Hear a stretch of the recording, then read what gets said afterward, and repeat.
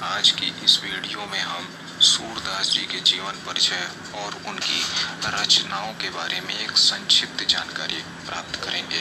तो आइए आगे बढ़ते हैं।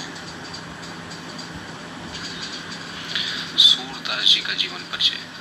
हिंदी काव्य जगत के कवियों में सर्वश्रेष्ठ स्थान रखने वाले कवि सूरदास जी की जन्म तिथि एवं जन्म स्थान के विषय में विद्वानों में मतभेद है। कुछ विद्वानों के अनुसार सूरदास जी का जन्म सन 1478 ईस्वी में रूनकता नामक एक ग्राम में हुआ था, जो कि आगरा मथुरा मार्ग पर स्थित है, और कुछ विद्वान इनका जन्म स्थान दिल्ली के निकट सिही नामक ग्राम को भी मानते हैं। सूरदास जी के जन्म से नेत्रहीन होने के विषय में विद्वानों में मतभेद है, और इस मतभेद का कारण यह भी माना जाता है कि सूरदास जी ने अपनी काव्य रचनाओं में मानव स्वभाव का, बाल लीलाओं का एवं प्रकृति का ऐसा सजीव एवं स्पष्ट वर्णन किया है जो कि आंखों से प्रत्यक्ष देखे बिना किसी साधारण मनुष्य के लिए संभव ही नहीं है। इस विषय में सूरदास जी ने स्वयं को जन्मांध ही कहा है। श्रीमद् भागवत गीता के गायन में सूरदास जी की रुचि बचपन से ही थी, और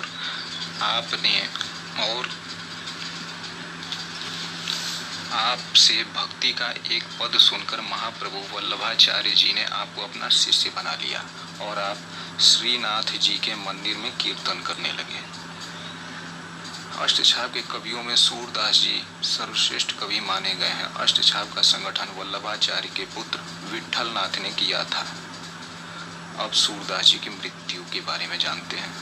ऐसा माना जाता है कि काव्य रचना करते हुए आपने अपने भौतिक शरीर का त्याग सन 1580 ईस्वी में गोस्वामी विट्ठल नाथ के सामने गोवर्धन की तलहटी में परसोली नामक ग्राम में किया और पंचतत्व में विलीन हो गए। सूरदास की रचनाओं के बारे में जानते हैं।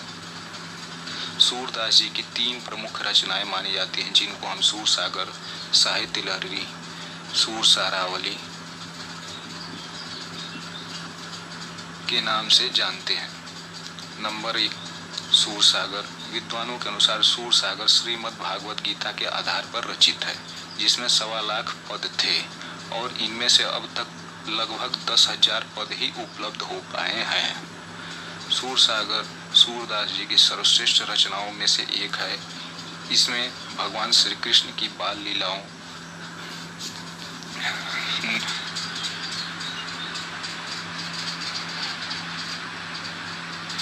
गोपियों से उनके प्रेम, गोपियों से उनके विरह, उद्धव गोपी संवाद का बड़ा ही सरस एवं मनोवैज्ञानिक वर्णन किया गया है।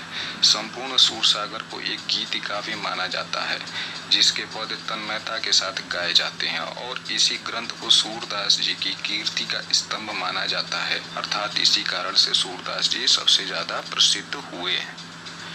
नंबर 2, सूरसारावली। सूरसारावली में 1107 पद हैं। सूरसारावली को सूरसागर का ही एक भाग माना जाता है। नंबर 3, साहित्य लहरी। साहित्य लहरी सूरदास जी की काव्य रचनाओं का एक उत्कृष्ट संग्रह है, जिसमें 118 कूट पदों का संग्रह है। साहित्य लहरी में किसी एक विषय की विवेचना नहीं हुई है, जबकि मुख्य रूप से नायिकाओं और अलंकारों की विवेचना की गई है। सूरसारावली में कहीं कहीं पर भगवान श्री कृष्ण की बाल लीलाओं का भी वर्णन हुआ है, तो कुछ स्थानों पर हमें महाभारत की कथाओं के अंशों की झलक भी देखने को मिलती है। अब हम जानेंगे सूरदास जी का हिंदी साहित्य जगत में क्या स्थान रहा है। सूरदास जी हिंदी साहित्य के महाकवि हैं, क्योंकि उन्होंने न केवल भाव और भाषा की दृष्टि से साहित्य को सजाया है, बल्कि कृष्ण काव्य की विशिष्ट परंपरा को भी जन्म दिया। भक्त कवि सूरदास का स्थान हिंदी साहित्याकाश में सूर्य के समान ही है। तो ये थी विद्यार्थियों सूरदास जी का एक संक्षिप्त परिचय। उम्मीद है आप अवश्य लाभ उठाएंगे, इस परिचय से अपनी जानकारी का संवर्धन करेंगे। धन्यवाद। विद्यार्थियों, आज हम सभी क्षितिज भाग 2 पाठ्य पुस्तक के प्रथम पाठ का शुभारंभ करने जा रहे हैं, या यूँ कहें कि श्री गणेश करने जा रहे हैं। इस पाठ का PDF मैं आप सभी के लिए यहाँ पर भेज चुका हूँ, आप वो देख सकते हैं। यहाँ पर काव्य खंड शीर्षक के ठीक नीचे गोस्वामी तुलसीदास जी द्वारा रचित 4 पंक्तियों का एक काव्य दिया गया है। यद्यपि यह 4 पंक्तियों का काव्य आपके सिलेबस का, आपके परीक्षाओं का हिस्सा नहीं है, परंतु फिर भी यह आपकी पाठ्य पुस्तक में लिखा गया है, तो इसका अर्थ जान लेना भी उचित रहेगा। एक बार हम इस काव्य को पढ़कर देख लेते हैं। हृदय सिंधु मति सीप समाना, स्वाति सारद कहे सुजाना, जो बरसई बरबार विचारू, हो एक कवित मुक्तामणि चारू। यहाँ पर तुलसीदास जी कह रहे हैं कि जो विवेकशील, समझदार, सज्जन व्यक्ति होते हैं वो अपने हृदय को सिंधु यानी समुद्र के समान बना लेते हैं और बुद्धि को यानी मति को सीप के समान बना लेते हैं।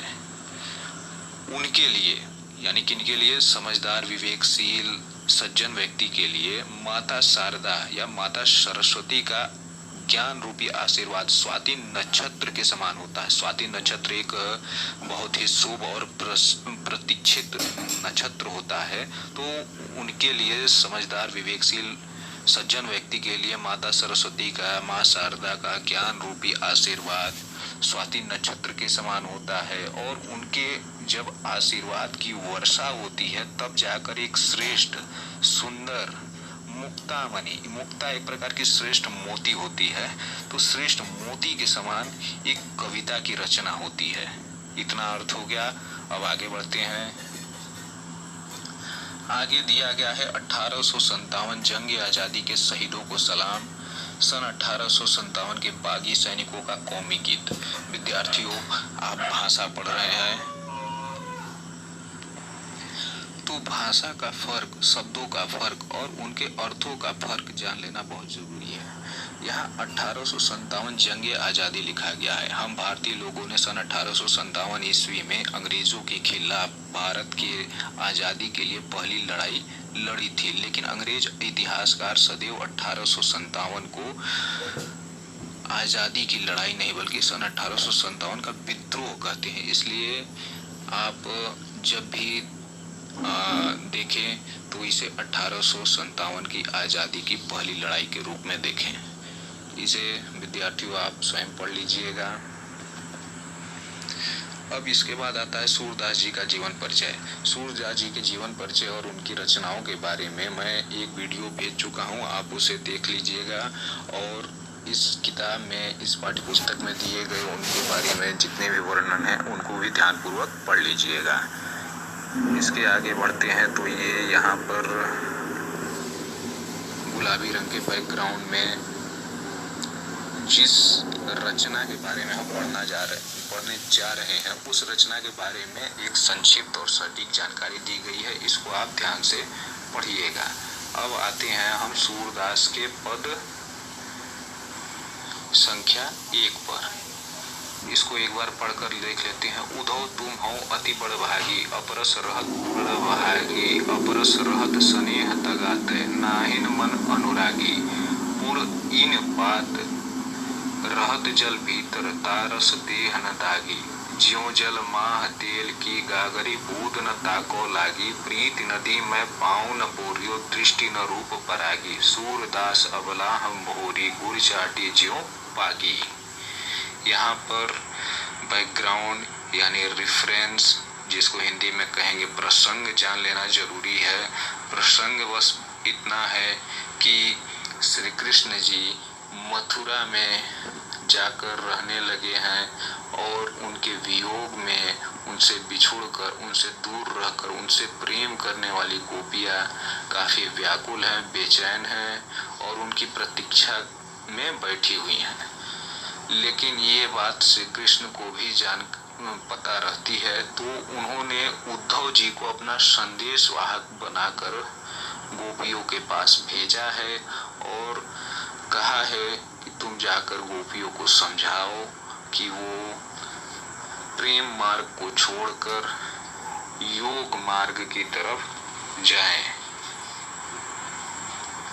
लेकिन गोपियां योग मार्ग के बताए हुए ज्ञान को अपनाने को तैयार नहीं है, उद्धव जी की बातों से सहमत नहीं है और उल्टे वह उद्धव जी से क्या कर रही हैं, उन्हीं बातों को सूरदास जी ने इस पद में बताया है। सबसे पहले गोपिया कहती है, उद्धव तुम हो अति बड़े भागी। वो कहती हैं, उद्धव तुम तो बहुत ही भाग्यशाली हो। अब वो भाग्यशाली क्यों कह रही हैं? वो उद्धव जी को व्यंग करते हुए, कटाक्ष करते हुए कह रही हैं कि उद्धव तुम तो बहुत भाग्यशाली हो, क्योंकि हम श्री कृष्ण से बिछड़ कर जो दुख, कष्ट, पीड़ा झेल रहे हैं वो तुमको नहीं झेलनी पड़ रही है, इसलिए तुम बड़े भाग्यशाली हो। यह व्यंग एक इस तरह से भी है कि उन्होंने व्यंग किया है कि उद्धव तुमको श्री कृष्ण के साथ रह करके भी श्री कृष्ण के प्रेम का आनंद लेने का अवसर नहीं मिल रहा है।